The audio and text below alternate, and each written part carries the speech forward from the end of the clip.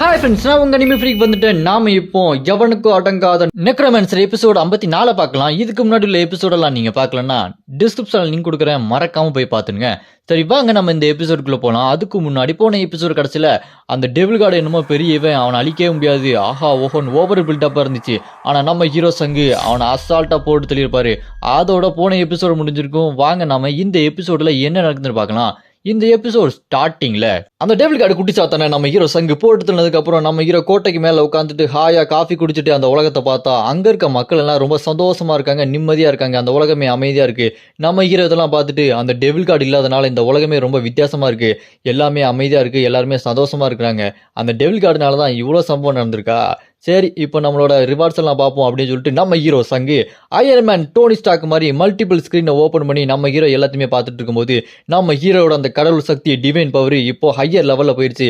ஏன்னா ஹையர் லெவலில் இருக்கிற ஒரு கார்டை நம்ம ஹீரோ கொண்டனால இப்போ நம்ம ஹீரோவோட அந்த டிவைன் பவர் எஸ் ரேங்குக்கு போயிடுச்சு. அது மட்டும் இல்லாமல் உங்களோட பவர் இப்போ டவருக்கு சம்மந்தம் இல்லாமல் நிறைய பவர் இருக்கு, உங்களால டவரோட பர்மிஷன் இல்லாம நிறைய பவர் எடுத்துக்க முடியும் அப்படின்னு சொல்லிட்டு சிஸ்டம் வந்துட்டு இருக்கோம். அதை பார்த்துட்டு நம்ம ஹீரோ சங்கு ஓ அப்படியா, அப்படின்னா டவரை மீறி என்னால பவர் கிரியேட் பண்ண முடியுமா? இதை பார்க்கும்போது டவர்ல இருக்க பவரை டவருக்கே தெரியாம ஆட்டை போட்டு கிளம்புற மாதிரிலாம் இருக்குது. இது ரொம்ப நல்லாவே இருக்கு. ஆனா இதே மாதிரி போயிட்டு இருந்ததுன்னா கண்டிப்பா இங்க மத்த பிளேயரை விட நான் ரொம்ப பவர்ஃபுல்லா இருப்பேன், டாப்புக்கும் போயிருவேன் அப்படின்னு யோசிச்சுட்டு இருக்கும்போது அப்ப யாரோ கதை திறந்துட்டு வருவாங்க. அதை நம்ம ஹீரோ பார்த்து என்ன இவ்வளவு காலையில வந்துட்டீங்க, அதை நான் எதிர்பார்க்கவே இல்லையே அப்படின்னு சொல்லிட்டு இருக்கும்போது அந்த கதை திறந்துட்டு யார் வராங்கன்னா வேற யாரும் இல்ல, அயன் பிளட் மோனாக் தான். அவங்க ட்ரெஸ் சும்மா செம்ம அழகா போட்டுட்டு நம்ம ஹீரோ முன்னாடி வந்து நிற்பாங்க. நம்ம ஹீரோ அவங்கள பார்த்துட்டு என்ன இவ்வளவு அழகா இருக்கீங்களே அப்படின்னு சொல்லிட்டு ஆச்சரியமா பார்த்துட்டு இருப்பான். நம்ம ஹீரோ அப்படி மெய் மறந்து அயன் பிளட் மோனார்க்கு நம்ம ஹீரோட கையை பிடிச்சி உங்ககிட்ட முக்கியமான ஒரு விஷயத்த சொல்லி ஆகணும், ஆனா அதுக்கு முன்னாடி வாங்க ஜாலியா ஊரை சுத்தலாம் அப்படின்னு சொல்லி இழுத்துட்டு போயிருவாங்க. அங்க இருக்க பெரிய டிராகன் கிட்ட அங்க குழந்தைங்க எல்லாம் ஏதோ நாய்க்குட்டி கூட விளையாண்டு இருக்க மாதிரி விளையாண்டுட்டே இருப்பாங்க. இங்க நம்ம அயன் பிளட் மோனார்க்கு நம்ம ஹீரோவை கூட்டு போய் காமெடி பண்ணிட்டு இருப்பாங்க. அந்த காமெடியா இருக்க அந்த கிளாஸ் எல்லாம் போட்டு சிரிச்சிட்டு இருப்பாங்க. அதை பார்த்து நம்ம ஹீரோவும் ரொம்ப சந்தோஷமா இருக்காங்க போல அப்படின்னு மனசுலயே சிரிச்சிட்டு இருப்பாரு. அப்படியே கட் பண்ணா அங்க நம்ம அயன் பிளட் மோனார்க்கும் ஹீரோவோ ஒரு மொட்டை மாடியில் நின்று இருப்பாங்க. அங்க வான வேடிக்கைகள் பயங்கரமா போயிட்டு இருக்கும். அப்ப நம்ம ஹீரோ அயன் பிளட் மோனார்க் கிட்ட நீங்க ஏதாவது சொல்ல விரும்புறீங்களா கமாண்டர் அப்படின்னு கேட்டோன்னே அதுக்கு அயன் பிளட் மோனார்க்கு நான் உங்ககிட்ட எத்தனை தடவை சொல்லியிருக்கேன் அந்த கமாண்டர்னு என்ன சொல்லி கூப்பிடாதீங்க, நான் உங்களோட ஃப்ரெண்டு மருந்து தானே, இப்படி சொல்லாதீங்க அப்படின்னு சொன்னேன். அதுக்கு நம்ம ஹீரோவும் சரி சரி நான் அப்படி சொல்லல அப்படி சொன்ன உடனே அதுக்கு அயன் பிளட் மோனார்க்கு நான் உங்ககிட்ட என்ன சொல்ல வந்தேன்னா இந்த இடத்தோட அடுத்த எம்பரரா என்னதான் சூஸ் பண்ணியிருக்காங்க, நீங்க மட்டும் இல்லைன்னா என்னால எம்பரரா மாறியிருக்கவே முடியாது. நீங்க இந்த உலகத்தை காப்பாத்திருக்கீங்க. இந்த உலகம் இதுக்கு முன்னாடி ரொம்ப அழிஞ்சு போய் சர்வ நாசமா இருந்தது. இது இப்போ ரொம்ப அழகா மக்கள் எல்லாம் ரொம்ப சந்தோஷமா இருக்காங்க.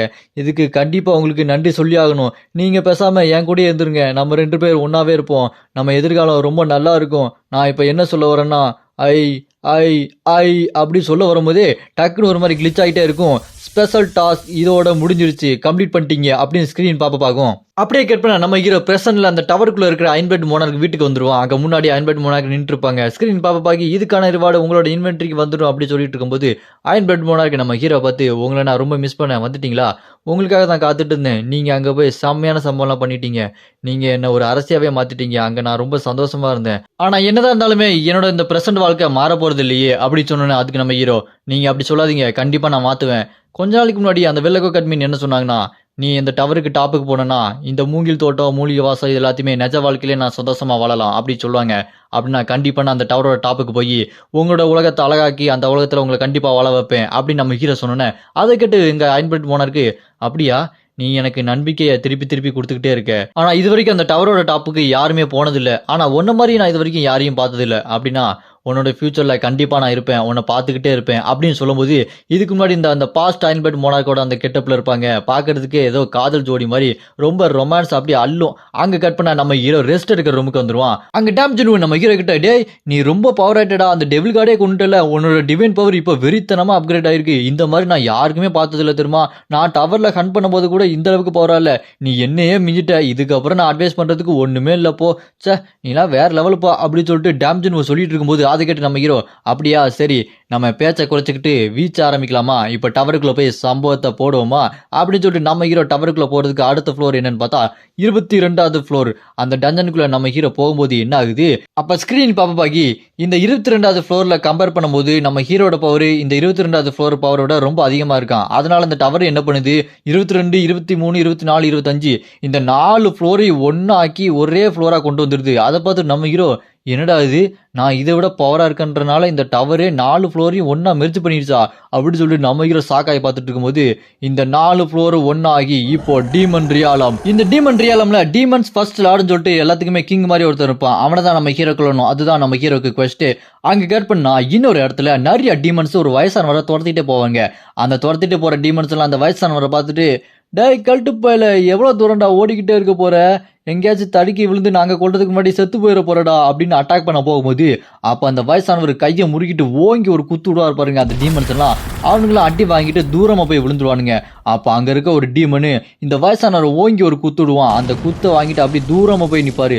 அந்த அளவுக்கு அந்த குத்து ரொம்ப பவர்ஃபுல்லா இருக்கும். அப்ப அந்த குத்துன அந்த டீமன் இந்த வயசானவரை பார்த்துட்டு, டேய் நீ தானே அந்த டீமன்ஸ் ஃபர்ஸ்ட் லார்டோட வலது கை, உன்னை கொன்னுட்டு அது மட்டும் இல்லாம அந்த டீமன்ஸ் ஃபர்ஸ்ட் லார்டையும் கொன்னுட்டு நான் ஃபர்ஸ்ட் லார்ட் ஆக போறேன்டா, சாவுடா அப்படி சொல்லிட்டு கையை முறுக்கிட்டு பறந்து போய் அட்டாக் பண்ண போவான் பாருங்க. அப்ப நம்ம ஹீரோ சங்கு சும்மா பறந்து வந்து, நான் உங்களை காப்பாத்துறேன் பயப்படாதீங்க அப்படின்னு அவன் தலையிலேயே போட்டு ஒரே அடி. அந்த ஒரே அடியில நம்ம ஹீரோ அந்த டீமனோட கதையை முடிச்சிருவாரு. அடி ஒண்ணு சும்மா இடி மாதிரி இறங்கியிருக்கும். அதை பார்த்துட்டு அந்த வயசானவரு, இவரு சாதாரண கடவுள் இல்ல, இவரு எல்லையற்ற கடவுள் அப்படின்னு ஆச்சரியமா பார்த்துட்டு இருப்பான் நம்ம ஹீரோவை. நம்ம ஹீரோ அந்த வயசானவர் பார்த்து, நீங்க தான் எனக்கு ரிக்வெஸ்ட் பண்ணீங்களா அந்த ஃபர்ஸ்ட் லார்டு கூட சண்டை போடணும்னு அப்படின்னு கேட்டோன்னே அதுக்கு அந்த வயசானவர், ஆமா கடவுளே, எல்லையற்ற கடவுளை நான் முதலில் வணங்குகிறேன், நீங்க என்னை காப்பாத்திட்டீங்க, ரொம்ப நன்றி. இப்போ நீங்க 62 கடவுள் கூட மோதி கடைசியில எங்களோட ஃபர்ஸ்ட் லார்டு கூட சண்டை போடணும். ஆனா நீங்க அதெல்லாம் எப்பவே கடந்துட்டீங்க, நீங்க இப்போ எல்லையற்ற சக்தியுடையவங்க, நீங்க ஸ்ட்ரைட்டா எங்களோட ஃபர்ஸ்ட் லார்டு கூட சண்டை போடலாம். இப்பவே தெரியுது உங்களை எத்தனை கடவுள் எதிர்த்து நிக்கிறாங்கன்னு. அது மட்டும் இல்லாம இந்த ஃப்ளோரை நீங்க முடிச்சீங்கன்னா இந்த டவரை பத்தின நிறைய ரகசியங்கள் உங்களுக்கு தெரிய வரும்னு சொன்னோன்னே அதை கேட்டு நம்ம ஹீரோ, எனது டவரை பத்தின ரகசியங்கள் எனக்கு தெரிய வருமா அப்படின்னு யோசிச்சுட்டு இருப்பான். அங்க கட் பண்ணா டீமன்ஸ் நிறைய இருக்கும் அந்த இடத்துல. அங்க நம்ம ஹீரோ அந்த வயசானவரும் போவாங்க. அங்க இருக்கிற நம்ம ஹீரோ பார்த்து அந்த டீமன்ஸ் எல்லாம், ஏய் இவன் தான் நம்ம செகண்ட் லார்டு கூட சண்டை போடானா, இவனை பார்த்தா வெளியேந்து வந்த மாதிரி தெரியுது, டவர்ல விளையாட வந்தவன் போல இருக்கு அப்படின்னு அங்க இருக்க டீமன் எல்லாம் பேசிட்டு இருப்பாங்க. அங்க சேர்ல பார்த்தா அந்த டீமன்ஸோட லார்டு ஒருத்தன் உட்காந்துட்டு இருப்பான்.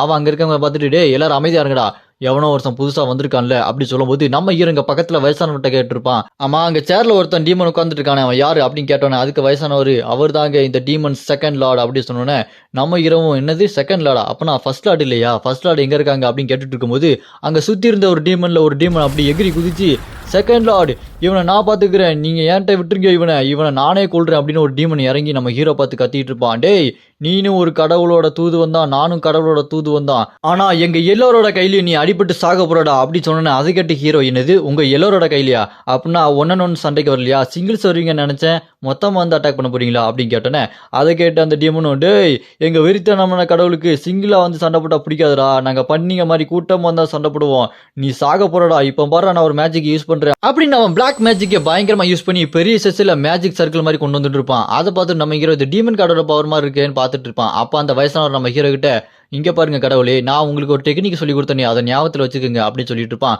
அப்ப நம்ம ஹீரோ பார்த்து அந்த டீமன், டேய் பாத்தியாடா இங்க பாரு, இந்த பிளாக் மேஜிக்லாம் எங்களை மாதிரி டீமன் தான் கிரியேட் பண்ண முடியும், உன்ன மாதிரி ஆளுக்கெல்லாம் கிரியேட் பண்ண முடியாதுடா அப்படி சொல்லிட்டு இருக்கும்போது அதை கேட்டு நம்ம ஹீரோ, அப்படியா அப்படின்னா வசதியா போச்சு அப்படின்னு கொஞ்சம் கொஞ்சமா டிரான்ஸ்ஃபர்மேஷன் ஆகிட்டு, எனக்கு கொஞ்சம் பிளாக் மேஜிக் தெரியும்டா, நான் கொஞ்சம் கத்துக்கிட்டேன், அதுல தாண்டா நான் ஸ்பெஷலிஸ்ட் அப்படி சொல்லி நம்ம ஹீரோ பிளாக் மேஜிக் கிரியேட் பண்ணுவாரு. அப்படியே கட் பண்ண பிளாஷ்பேக்ல இங்க நம்ம ஹீரோ அந்த வயசானவர் கூட்டு வரதுக்கு முன்னாடியே சொல்லி கொடுத்துருப்பாரு, இந்த பிளாக் மேஜிக்ங்கிறது உங்களுக்குள்ள இருக்க பவரை வேற மாதிரி வெளிப்படுத்துறது தான் அப்படின்னு சொல்லிட்டு அட்டாக் பண்ணி காமிப்பா அந்த வயசானவர். அங்க இருக்க ஒரு பொம்மை மேல பட்டு டேமேஜ் ஆயிட்டு இருக்கும். அப்புறம் அந்த வயசானவர், இதை நீங்க ரொம்ப பவர்ஃபுல்லா யூஸ் பண்ணணும்னா உங்ககிட்ட இருக்க அந்த அத்தாரிட்டி பவரை நிறுத்தி மிக்ஸ் பண்ணி யூஸ் பண்ணீங்கன்னா அது ரொம்பவே வேற மாதிரி பவர்ஃபுல்லா மாறும் அப்படி சொன்னோன்னே அந்த பிளாஷ்பேக் அப்படியே முடியும். இந்த பக்கம் நம்ம ஹீரோ அந்த பிளாக் மேஜிக்கை யூஸ் பண்ணும்போது நம்ம ஹீரோ இருக்க அந்த டெத் கார்டு பவரை யூஸ் பண்ணுவான். அந்த death card divine power use பண்ணனால அந்த பிளாக் மேஜிக் ரெண்டு மிக்ஸ் ஆகி பிளாக் ஹாலோ அப்படின்னு சொல்லிட்டு ரொம்ப பவர்ஃபுல்லா வேற மாதிரி ஆயிரும். அந்த பவர் மூலமா அந்த டீமன் உருவாக்குன அந்த பிளாக் மேஜிக்கை அப்படி நம்ம ஹீரோ அப்சர்வ் பண்ணிக்குவான். அதை பார்த்துட்டு இந்த டீமன் வாயை பழந்துக்குவான், டேய் யாரா நீ ரொம்ப அவசரப்பட்டு பேசிட்டனோ, எங்க கடவுளை நீ அவமதிக்கிறடா, இப்படிலாம் பண்ணாதடா அப்படி சொல்லும்போது அதை கேட்டு நம்ம ஹீரோ, டேய் நீ ரொம்ப பேசுறடா, ஏன்டா டீமனா இருந்தா இவ்வளவு பேசுவியா, டக்குன்னு சாவு, உன்னை கொண்டு நான் அடுத்த வேலையை பார்க்க போறேன், முதல்ல அந்த சேர்ல உட்காந்துட்டு இருக்கான் பாரு அவனை கொள்றேன், உன்ட்ட வளவலன்னு பேசி டைம் வேஸ்ட் பண்ண விரும்பல, போய் சாவுங்கடா எல்லாரும் அப்படின்னு நம்ம ஹீரோ பிளாக் மேஜிக்கை அப்கிரேட் பண்ணி பிளாக் ஹேலோவை கொண்டு வந்தா பாருங்க. அதை வச்சு அங்க இருக்க எல்லா டீமனையும் சும்மா வெட்டி வீசிட்டு இருப்பான். அந்த மேஜிக்கை எந்த டீமனாலும் தாங்க முடியாது, அவங்களாம் வாயை பொழப்பாங்க, ஒரு மனுஷனால எப்படி இதெல்லாம் கிரியேட் பண்ண முடிஞ்சுது அப்படின்னு சொல்லிட்டு அவங்க கதை அங்கேயே முடிச்சிடும். எல்லா டீமனோட கதையும் நம்ம ஹீரோ முடிச்சதுக்கு அப்புறம் அங்க உட்காந்துட்டு இருப்பான் பாருங்க அந்த டீமனோட செகண்ட் லார்டு. அவன் நம்ம ஹீரோ பார்த்து முறைச்சிக்கிட்டு இருப்பான், நம்ம ஹீரோவும் அவனை பார்த்து முறைச்சிட்டு இருப்பாரு. இருப்பாரு. 2 பேத்துக்கும் சண்டை ஆரம்பிக்க போகுது. ஆனா இதோட இந்த எபிசோட் இங்க முடியுது. அடுத்த எபிசோட நான் ஆல்ரெடி அப்லோட் பண்ணிட்டேன். டிஸ்கிரிப்ஷன்ல லிங்க் கொடுத்துருக்கேன். மறக்காம போய் பாத்துருங்க. இந்த வீடியோ பிடிச்சிருந்தா மறக்காம லைக் பண்ணி சப்போர்ட் பண்ணுங்க.